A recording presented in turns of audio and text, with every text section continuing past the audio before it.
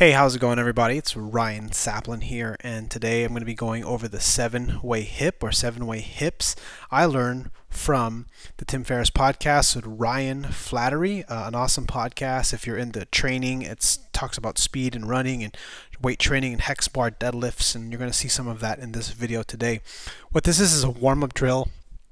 He posted a video which I will also link somewhere on the screen or in the description, and I want to go over kind of the details of this movement because he just posted a 15-second video, and I just did this workout on the same day I listened to the podcast, and I wanted to go ahead and just sort of give a more in-depth review, kill two birds with one stone, create a video, but also do sort of a new warm-up. Now, essentially what the purpose of this exercise or this warm-up drill essentially is to activate, turn on the glute medius. Because being in the side-lying position, the gluteus medius primary function is moving the femur or the thigh away from the middle of the body, or also known as abduction. And when you are doing a bunch of different movements, almost seemingly random in the video that I'm making here, what I'm doing is essentially working against gravity and the weight of my leg, because my leg's wanting to go towards the ground, right? So essentially what I'm doing is I'm swinging. So the cool thing about this is that other muscles sort of work synergistically. Like when I swing my leg forward, my hip flexors have to engage, but my glute medius has no choice but to stay on, or stay on more so while I'm on my side. Now from here, from a little bit of a different angle, you can kind of see the first movement is abduction. You do like 1 to 2 repetitions, and then you swing forward and go back to where you were, forward and then back. And then you go back, then back in. So this is hip extension, right? And then this one, and then you do a full swing, back and forth. I do 2 times, right? And then I think the last one here is sort of a zigzag. And actually in the description on the podcast, which link, I'll leave the link to the website of Tim Ferriss's blog, he actually says go counterclockwise and clockwise. It looked like zigzags from the 15-second video that he posted, so I was just kind of copying it, you know. I learned best by doing. This is actually a fantastic exercise. It really does turn on your glute medius. The cool part about this is he talked about how gluteus medius is the issue. Oh, I forgot about this one here before I give more commentary on this. It's sort of like a running movement. I felt kind of awkward because I've never done this before. But I guess you're trying to simulate running, which is amazing drill if you really think the biomechanics of this, because what's happening is the gluteus medius is having to stay on more than usual while performing a running specific motion or leg turnover, right? Some other things to kind of keep in mind when you do this. What else can I want to say about this? I just think this is awesome. You know, I'm going to have all my clients do it. It's just a really great way to sort of get ready to go running. Great way to get ready to go deadlifting or any lifting that's going to require lower body. Oh, the one thing I wanted to talk about before I lost my train of thought was the one thing Ryan Flahtery said was he said that one of the biggest problems that people have is hip problems, back problems, is related to the gluteus medius. I mean, that could be said for a lot of muscles, but the gluteus medius being very weak. If you think about how the gluteus medius is connected, you know, there are some anterior fibers and there's some posterior fibers. It's really meant as a hip abductor, but remember, like, because your hip flexors, you know, and you have some fibers, if you can understand this, there's fibers in the front of there's your hip flexors, but you also have some front fibers of your gluteus medius acts sort of as a hip flexor. So sometimes your hip flexors will essentially work too much, and that creates a lot of problems, causing the hip to give problems. You know, I mentioned, if you followed me from a long time ago, you know, I used to be really into deadlifting.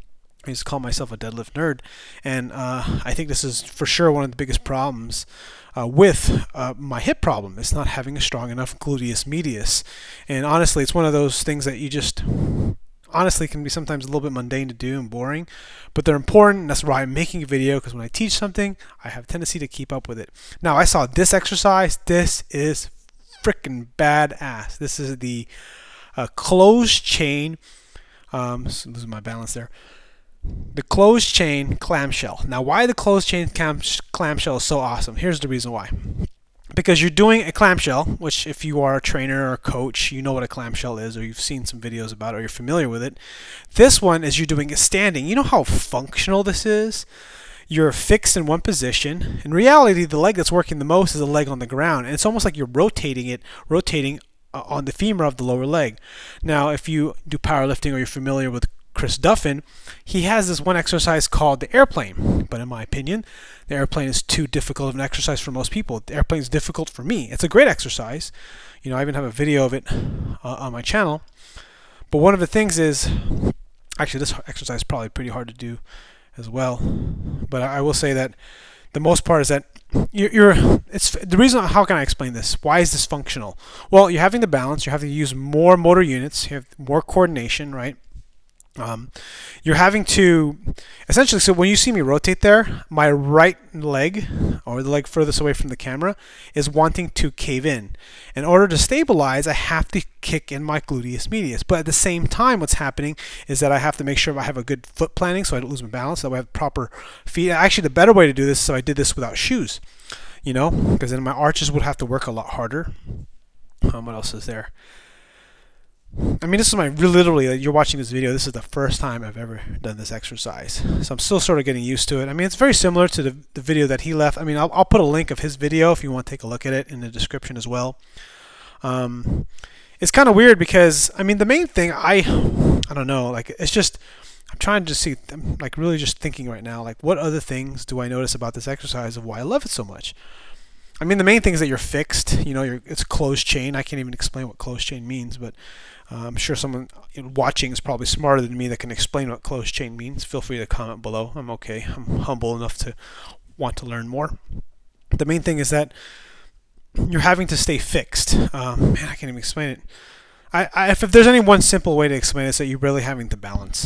You know, you're having to balance, and that in itself is already a sort of different stressor on the body, which you're not going to get from doing a, you know, side-lying clamshell. I think in lots of ways, because usually when I do this exercise, a clamshell, sometimes I feel a little bit of my hip flexors too much. It's just a great exercise. Just do it. Dang it. Okay, so this next exercise that's coming up is sort of my own creation. It's a Hex Bar Rdl. Now, I made this up because I like it. I like the fact that, you know, you're able to use your gluteus medius to fire up and push those hips back, and just essentially, the goal is not necessarily to push your knees out as far as you can. It's really more about keeping your knees where they are while engaging your glute medius a little bit. And then the other cool thing about this is really focusing on keeping your lower back in neutral. In lots of ways, you get so much more glute activation in a deadlift-like movement. And when you use the Hex bar, what I particularly find awesome about it is that it really is helpful for, again, because when the bar is in your way, it's kind of hard to find the right neutral position, whereas this forces a better line of pull, which I like a lot. And you can see how I'm not going all the way down, because otherwise I would round. The other thing too is it kind of forces your hips to open up. You know, that's kind of one of the biggest things when you do gluteus medius exercises. Anyways, hope you enjoyed this video. Click like if you haven't already. Subscribe if you're not a subscriber. Thanks for watching. See you later. Check the links in the description.